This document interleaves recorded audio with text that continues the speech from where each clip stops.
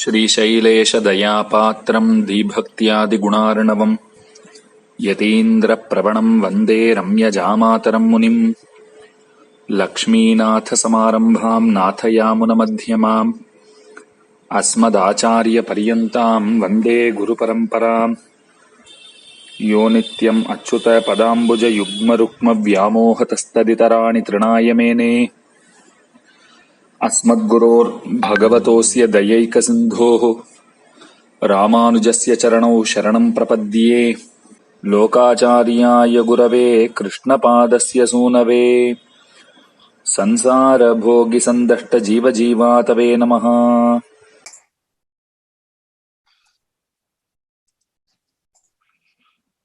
श्रीशैलेशदयापात्रम् धीभक्त्यादिगुणार्णवम् यतीन्द्रप्रवणम् वन्दे रम्यजामातरम् मुनिम् यो नित्यमच्युतपदाम्बुजयुग्मरुक्मव्यामोहतस्तदितराणि तृणाय मेने अस्मद्गुरोर्भगवतोऽस्य दयैकसिन्धोः रामानुजस्य चरणौ शरणम् प्रपद्ये लोकाचार्याय गुरवे कृष्णपादस्य सूनवे संसारभोगिसन्दष्टजीवजीवातवे नमः. We continue with the exposition of the first sutra of the Dvaya Prakarana. It is the last portion of the first sutra.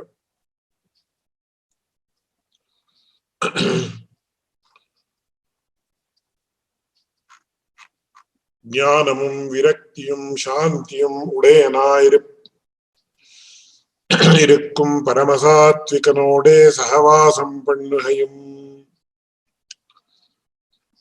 The literal meaning is having a close relationship with a highly sattvic person who is endowed with jnana, vairagya and shanti.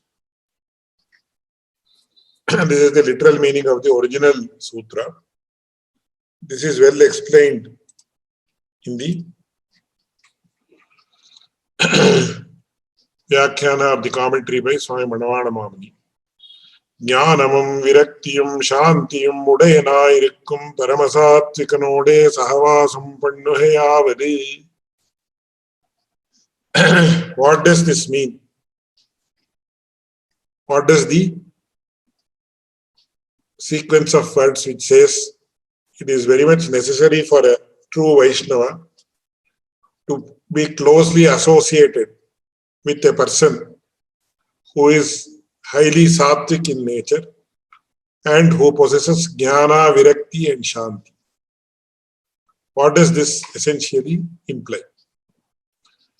It is explained as follows.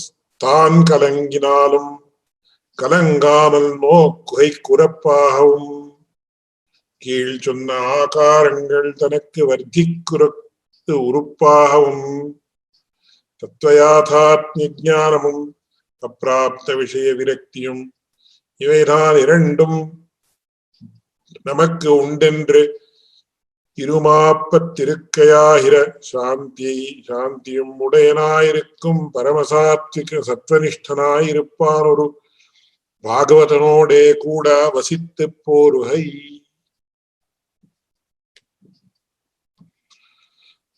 Swami Manavana Mamani has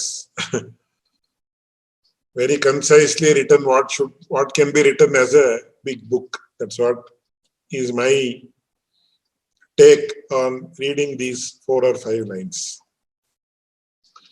The first aspect is Tan kalanginalum கலங்காமல் நோக்குகைக்கு உறுப்பாகவும் கீழ் சொன்ன ஆகாரங்கள் தனக்கு வர்த்திக்கைக்கு உறுப்பாகவும் தத்துவயாதாத்மிக ஞானம் etc. So what does it mean? The main aspect is here பரமசாத்விகனோட சகவாசம் பண்ணுகையும்.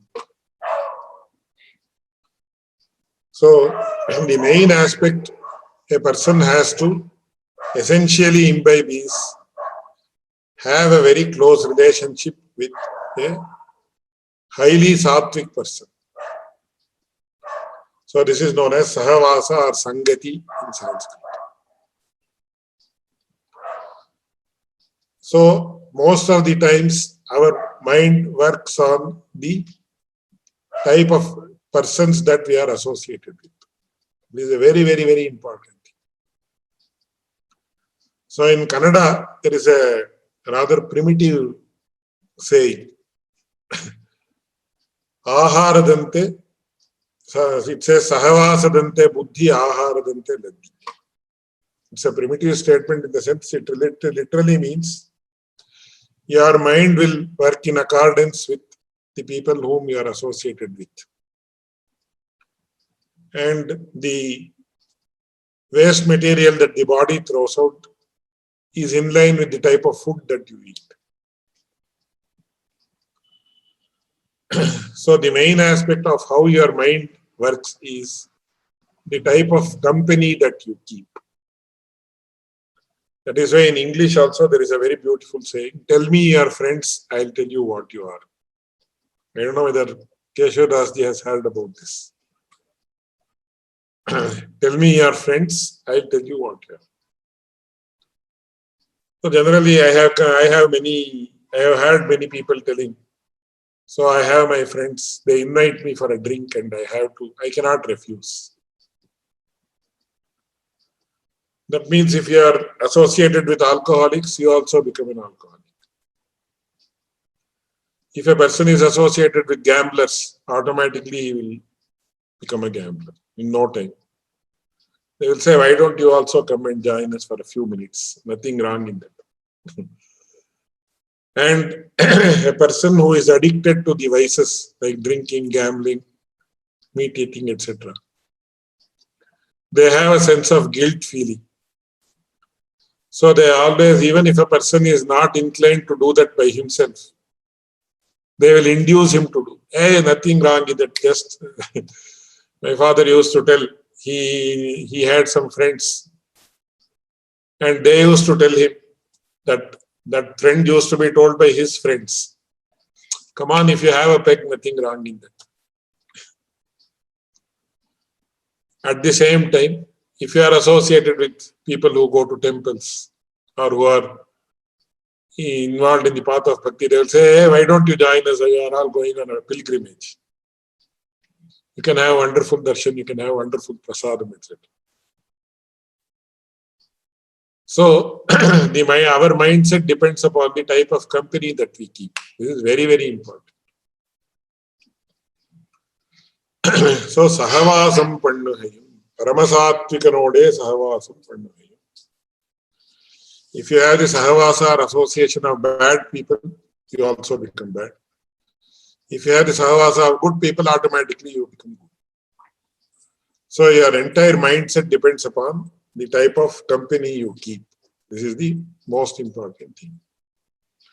That is why in Sanskrit there is a very beautiful shloka of Bhartrihari, which I would like to quote in this context, which says, Jadyam dhiyo harati sinchati vachi satyam manonnatim dishati papamapa karoti chetah prasadayati dikshutanoti kirtim satsangati kathayakim nakaroti pumsam.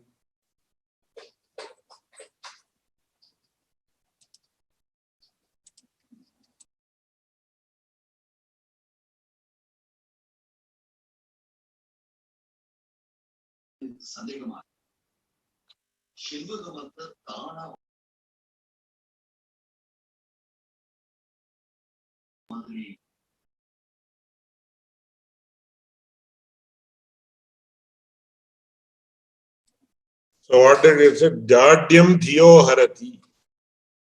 It is all very much relevant to the present context. That is why I am quoting this verse. It will take away the lethargy of the mind.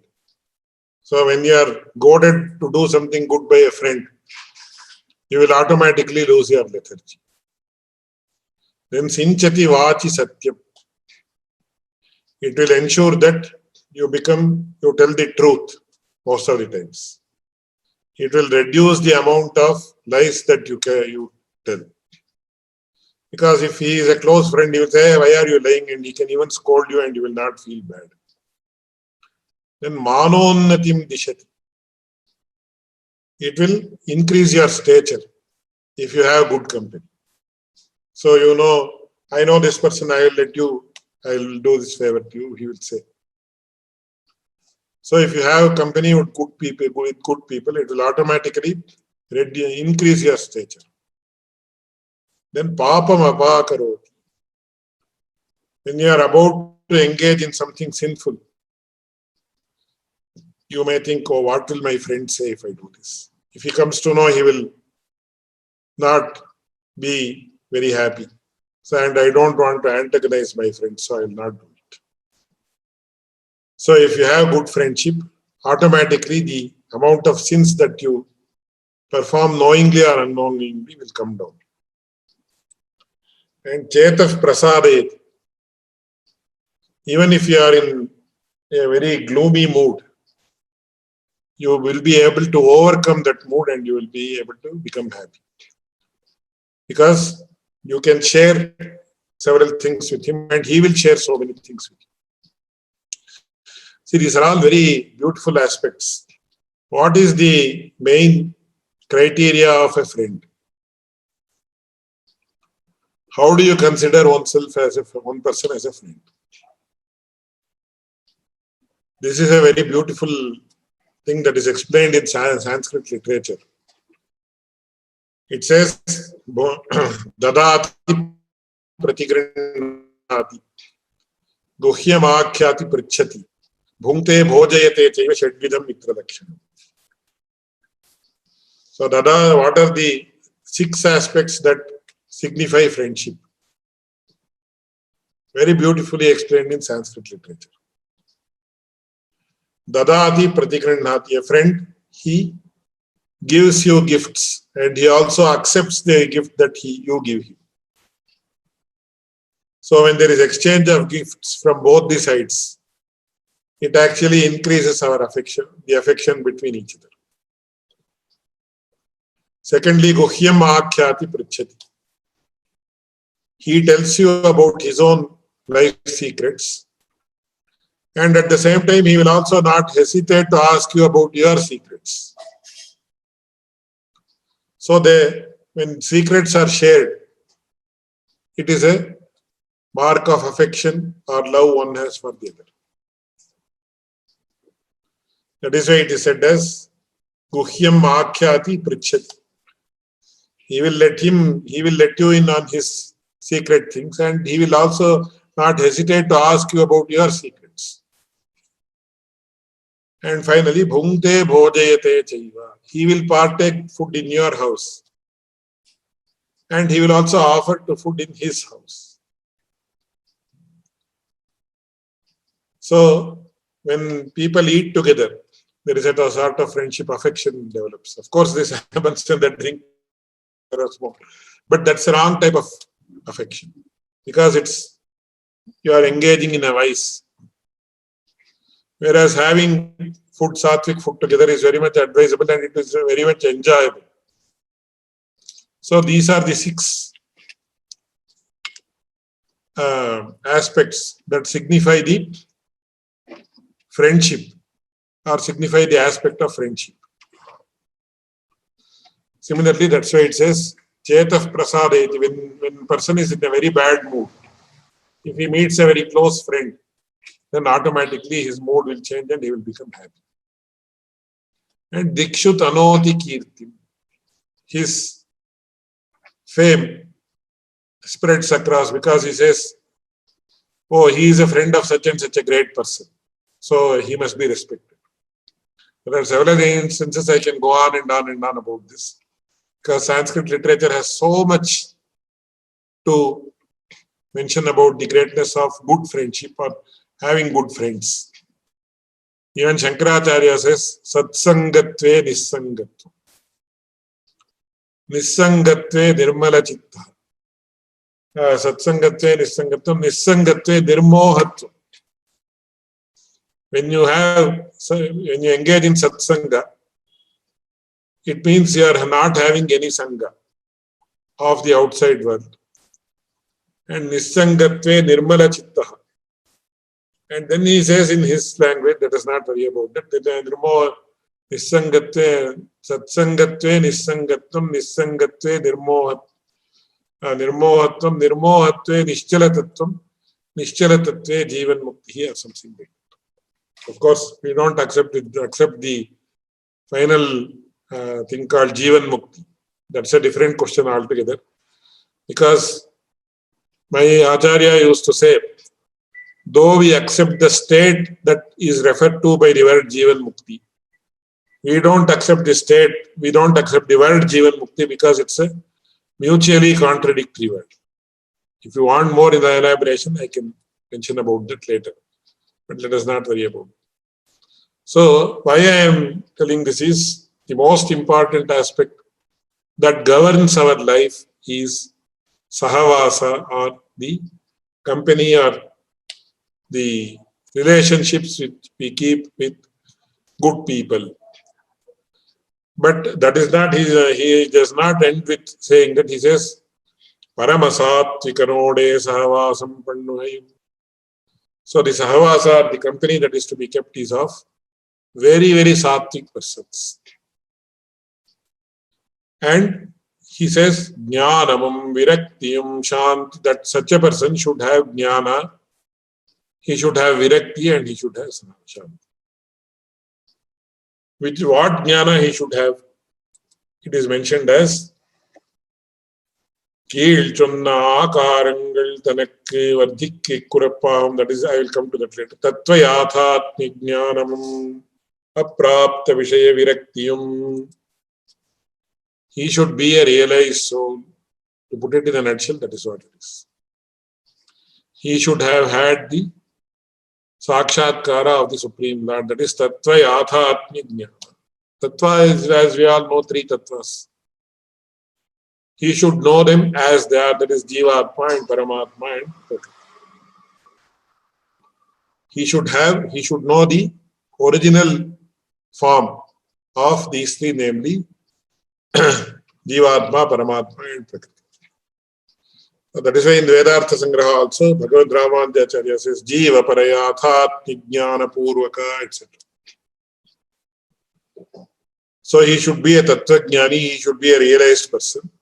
Then, Aprapta Vishaya Viraktiyam, he should have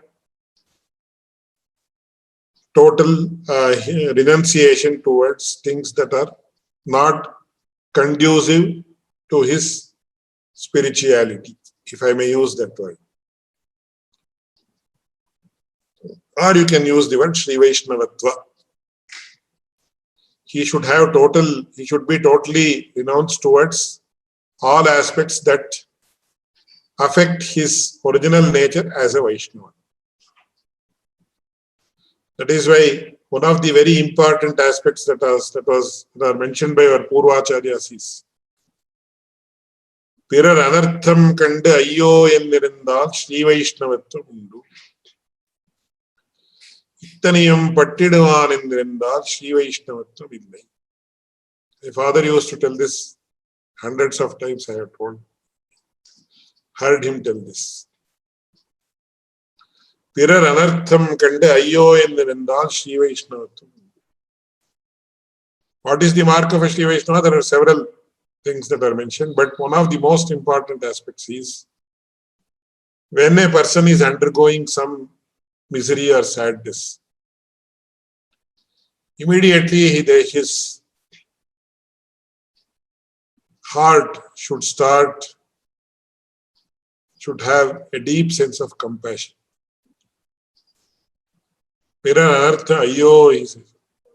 So you can equate it with some expression like alas in English. His heart should simply throb out of compassion when he sees somebody who is. Empathy is it's an understatement according to me. So his heart should start throbbing. Oh, this person is undergoing this misery. This person is undergoing this misery. What can I do? What can I do? He should become the personification of compassion. If a person has such compassion, then he can be termed as a Sri Vaishnava. On the other hand, ittanayum pattiduvan endirundal Sri Vaishnavatham illa. Even if the person who is undergoing misery is an enemy. Of course, a true Sri Vaishnava does not have any human enemies. That's a different thing. But in the course of our life, we come to have enmity with so many people. We come to have friendship with so many people. But when we have enmity towards some person and he suffers, then we will say, yes, it is right, it's good that he is reaping the fruits of his actions. So I am very happy that he is undergoing this misery. No, that should not be the case. If he feels like that, then he is not at all a Sri Vaishnava. So this is the mark of a Sri Vaishnava according to the Purvacharyas. There is one more very wonderful story, because I will tell that in this context. I hope it's not out of context. So once Ananda Alvan, who was one of the closest disciples of Ramanujacharya, he was in a place. There are two versions. Let us not worry about the version. So he was asked to know what is the Sri Vaishnava Lakshana. What is the mark of a Sri Vaishnava? So if I tell it in detail, it will take 2 hours, so I will not go into such detail.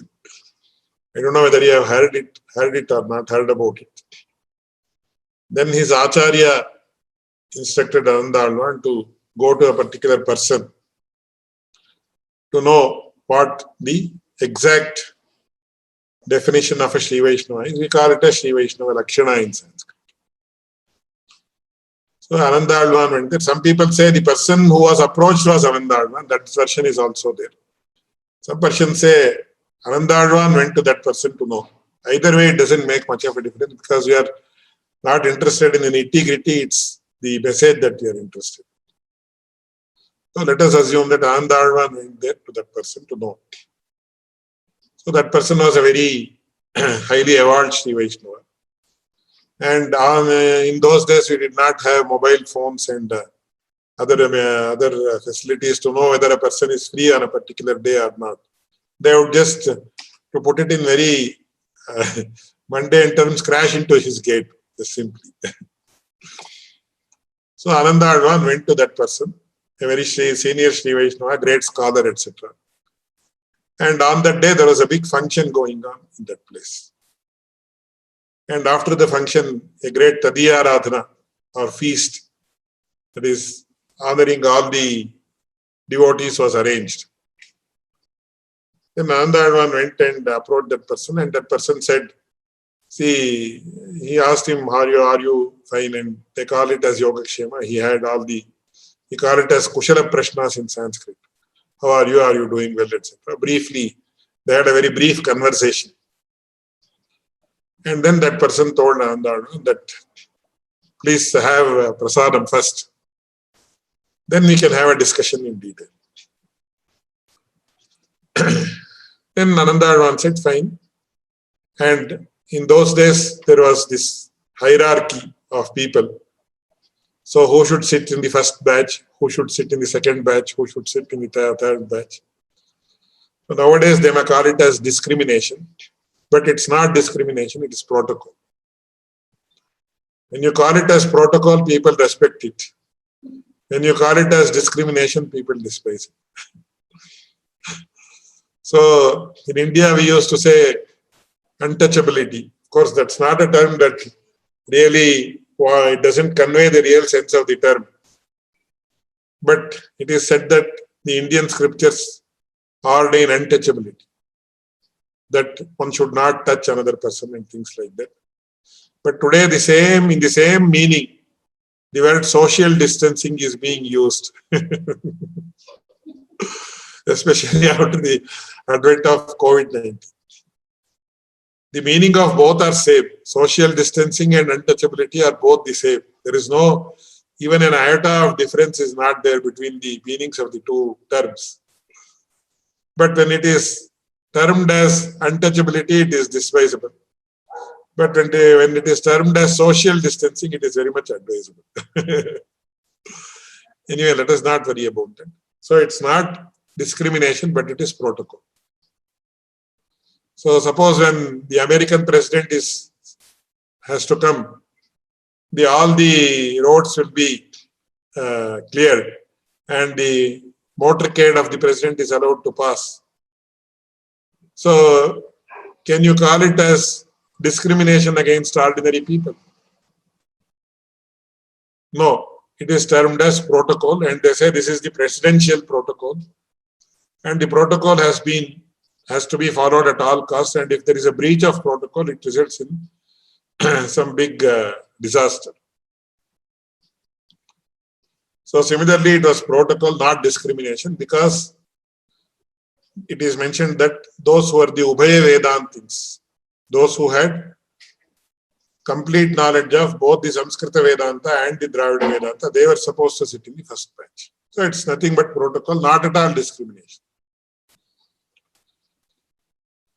So Ananda Advan was made to sit there in the first batch, but when the food was about to be served, some person came to him and said, "Sir, please get up from this place. You are not supposed to sit here.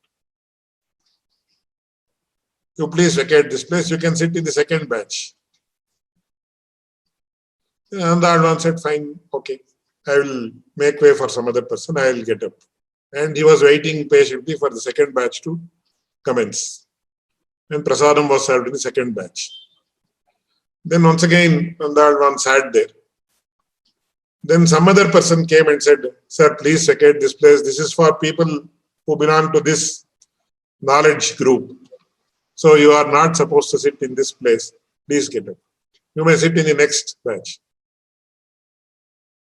Then Nanda Advan very patiently waited for the third batch to commence. When the third batch, generally they will take 1 hour to serve food for one batch. Even today, it happens because the Sri Vaishnava food tradition is a very elaborate tradition, as you might be knowing. So it's in America or in the West, you call it 5-course meal or something like that. Sri Vaishnava meal consists of 12 courses or 13 courses. So that's a different thing that has to be explained in great detail. Then when the third batch was about to commence, Ananda Advan sat there. Then also he was made to vacate the place. He said, "No, you are not supposed to sit here also. You please vacate the place." Then Ananda Advan, without any hesitation or without having any having any sense of a defeatist attitude, as they call it, he vacated the place. Then the fourth batch was about to commence.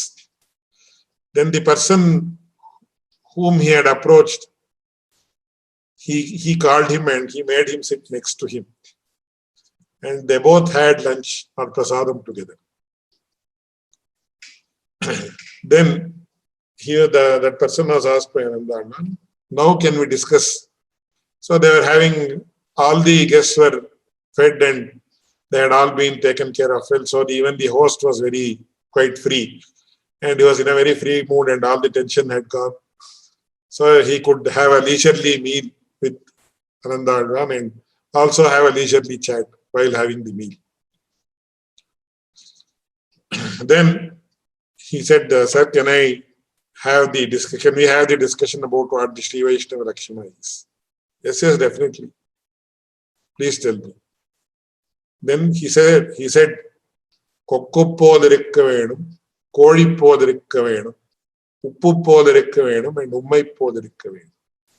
These are the 4 definitions of a Sri Vaishnava. Have you heard this, Keshav Das ji? You have not heard it. I am really surprised. Okay. So kokkuppodurikka venum means you should be like a crane. Then kozhippodurikka venum. Then uppuppodurikka venum, and you should be like a hen. Then you should be like salt.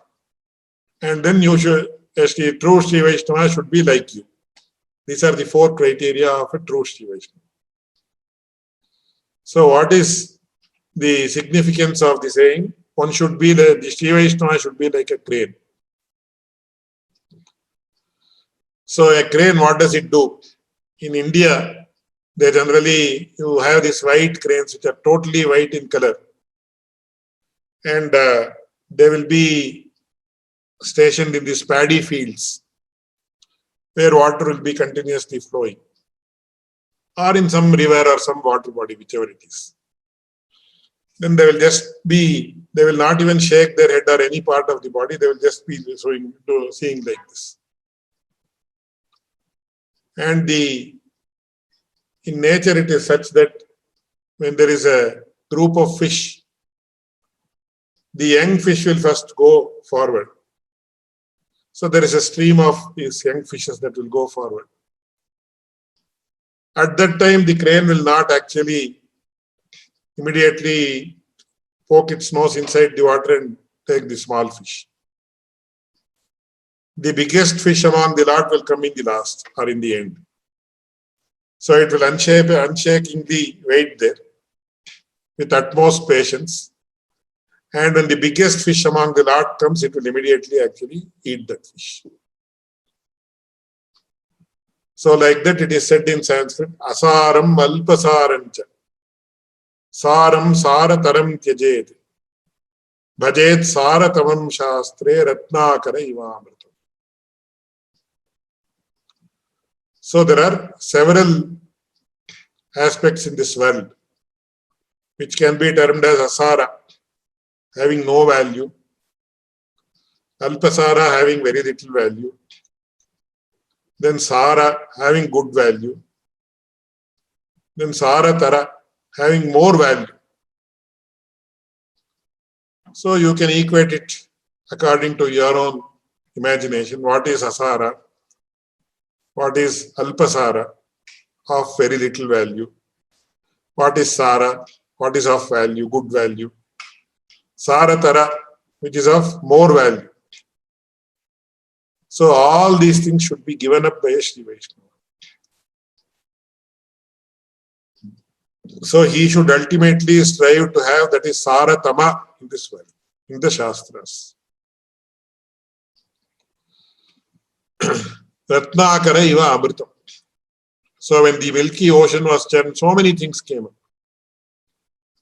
But ultimately, what was the most valuable aspect that came out of the Milky Ocean? It is Amrita, which was actually partaken by the gods with the grace of Lord Vishnu. Similarly, what is Amrita in this world? It is the Lord himself. So don't devote just as a crane does not go for or fall for small fish, but waits for the final largest fish in the group when it is hunting for fish, when it is fishing for fish. This is how the attitude of a true Sri Vaishnava should be. He should give up his inclination for things having less value, things having value, things having more value, and ultimately aspire for attaining the thing that is of utmost value, or rather invaluable, that is the Supreme Lord himself. So that is what is signified by Kokkuppodirukkvenum, be like a crane.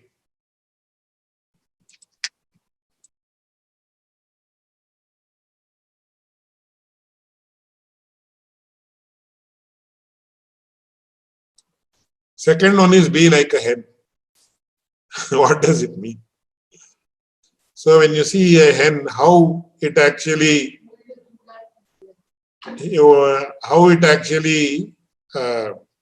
hunts for its food. Suppose there is a heap of grass and so many other aspects, other things. It will go on doing like this. It will go on sorting off with its small beak. It will go on sorting, and ultimately it will go to the base of the heap and then see the insects that are there and eat those insects. So it's not interested in what is available on the surface. It is interested in what is lying beneath the surface. So similarly in the Shastras or the Vedas, Vedat Shastram Param Nasti, etc.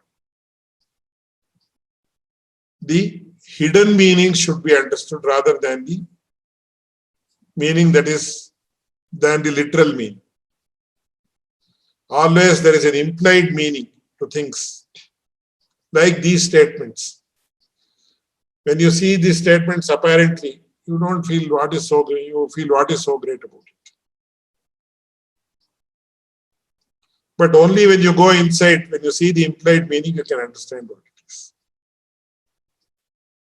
So just as a hen, it will not be interested in the insects that are on the surface of a heap of grass or something like that. It will just go on it will dissipate all the things that are on the surface and then ultimately go deep into the heap. And then it will take the most healthy insect that is there and then eat it. So you should not be concerned with the meaning that is available on the surface of sayings. You should go deeper, deeper, deeper and the deepest, and then understand the implied meaning. This is true with regard to the Vedas, this is true with regard to the Divya Prabandhas, this is true with regard to the Rahasya Granthas.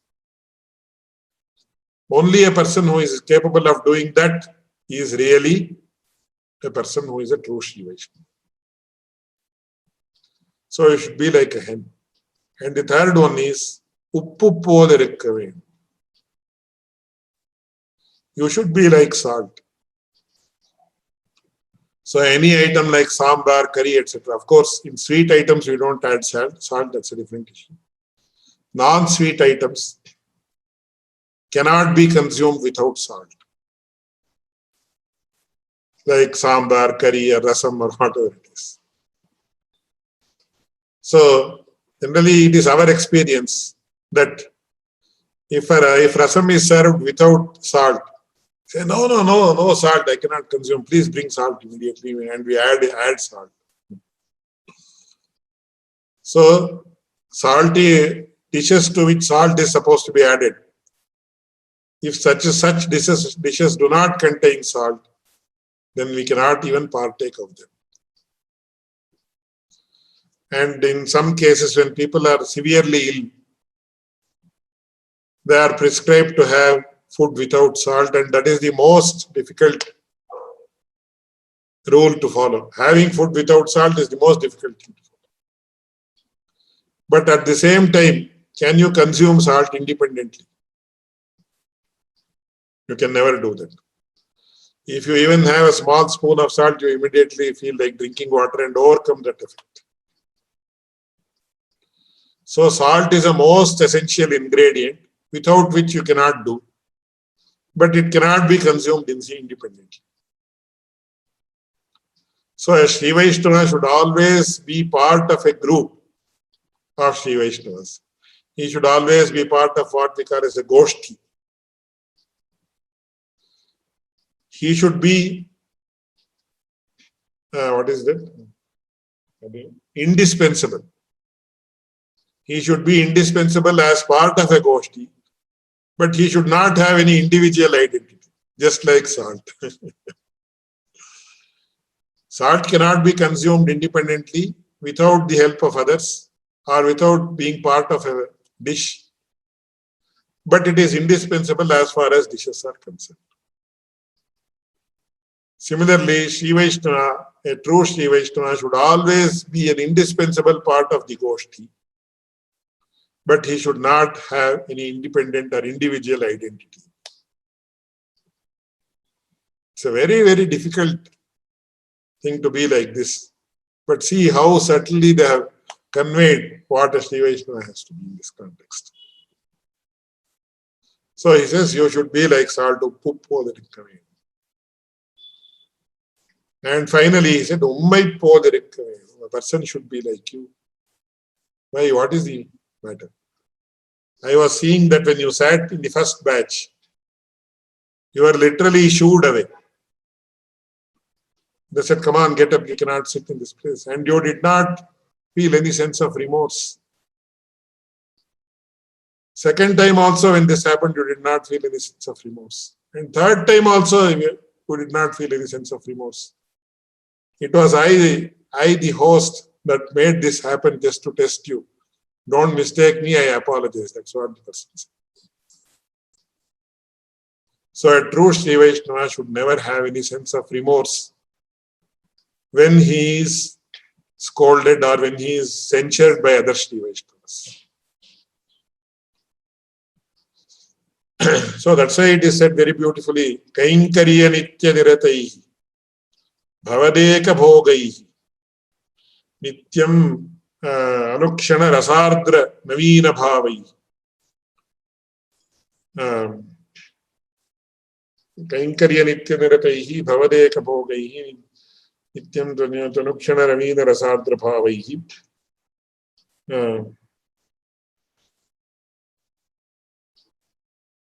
Maddaivataihi Parijanaih Tava Sangasiya. That's what Kuratadvan says in a very beautiful thing. It is almost the same thing. Nityabhivanchita Paraspara Nicha Bhavi. When I see another Sri Vaishnava, I feel, oh, I am so much inferior to him. He is superior to me in all respects. And that Sri Vaishnava, when he sees me, he should feel, oh, this person is so great. Such great are his qualities. I have none of them. So it's called as Paratspara Nicha Bhavai. I am so much inferior to him. I am so much inferior. Both of them should feel, I am so much inferior to the other person. So it says Paraspara Nicha Bhavai. And in the work of Vedanta Deshika, it is very specifically mentioned. It says, Kraya Vikrayarha Dashaya Samindhati. So if my friend should be, he can take such a liberty with me that he can even take me to the market and sell me off as if I am a non-living entity. So we understand that long back, several centuries back in America, they used to sell the human beings as slaves. So a true Sri Vaishnava should be ready, he should give in. Of course, it doesn't happen in real world, but he should be ready. He should be so much subservient. He should understand the spirit in what is being said here. He should be so much subservient that even if his fellow Sri Vaishnava wants to take him and sell him off in a market, as if he is a non-living entity or as if like this pen or something like that. If I sell this pen to my friend or somebody in the market or someplace, who will ask me? Who will question me? Will the pen question me? So that's why it called as Achidvat Paratantriya or Jadavat Paratantriya. So he says, Ummai Podirikkave. So a true Sri Vaishnava should be like you, who should have completely overcome the sense of ego or ahankara and mamakara. Because if I am having even a small sense of ego, if I say, if I am sitting for having food in a batch, and if somebody says, come on, get up, you are not supposed to, I will say, please don't mistake me, I will not partake prasad. I'll go home. And kindly, if I am very diplomatic, I will say, don't mistake me, sir, I have some other work, I will come. Let us meet some other time, I will say, and then I will leave. Because I feel that I have been reprimanded or something like that. So I will very politely say, insulted. So I will very, very politely say, sir, don't mistake me. I have to go urgently for some work. I have a meeting. So I'll meet you some other time. Kindly permit me to take leave and I'll do that. So it's very, very difficult to overcome that sense of ego, because if you feel it, that doesn't mean that the other person should insult you. That is his dharma. Not to insult you is his dharma. That's a different thing. So we have to very carefully understand these things. So a true Sri Vaishnava should be like you. He should have overcome the sense of ego in all respects. And he should be totally subservient to other Sri Vaishnavas. So these are the four lakshanas, essential lakshanas or four essential qualities that a Sri Vaishnava has to have. So that is what was mentioned by Ananda Alvan or to Ananda Alvan, however you want to take it. But Ananda Alvan was the epitome of Sri Vaishnavism. And that is why we understand that this happened in his lifetime. That is why it said, Jnanamum Viraktiyum Shantiyum. Virakti is total renunciation with regard to all things that are to be given up, and Shanti. So Manavada Mamani says, Ivedam Irandum Irukkum Namakku Undende Irumapattirukaya Hirashantiyum Udena Irukkum Paramasattvanishthanai. And before that he says, Tan Kalanginalum Kalangamal Nokkuhaikku Urappahum. Who is the model Sri Vaishnava with whom this person or a person should have relationship with? He says, Tan Kalanginalum Kalangamal Nokkuhaikku. When there is a situation in which we lose our temper, we lose our sense of balance, we lose our sense of propriety. So suppose there is a big quarrel going on in our house between two people. We also become affected by that and we will also lose our sense of propriety. We also start shouting at them. Why are you quarreling? What happened? This, etc.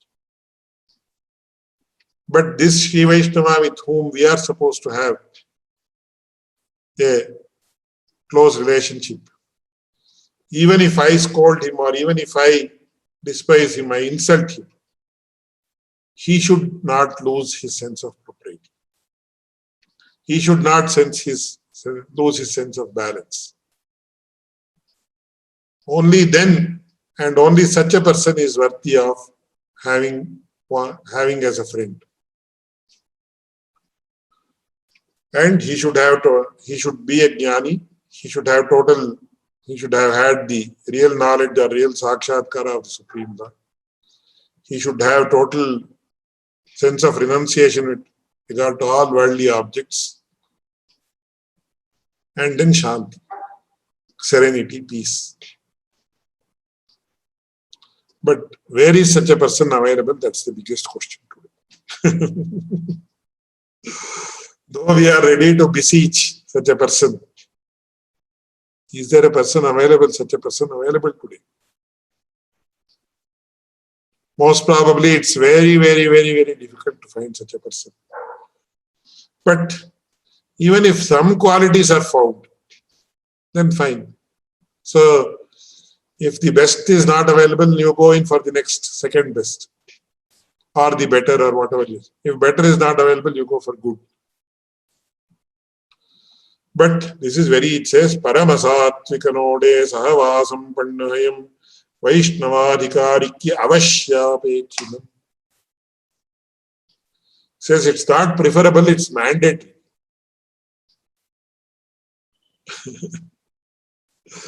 Where do you get such a person?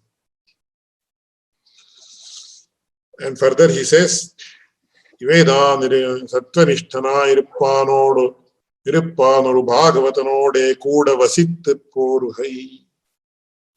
What does Sahavasa mean? Not just having friendship.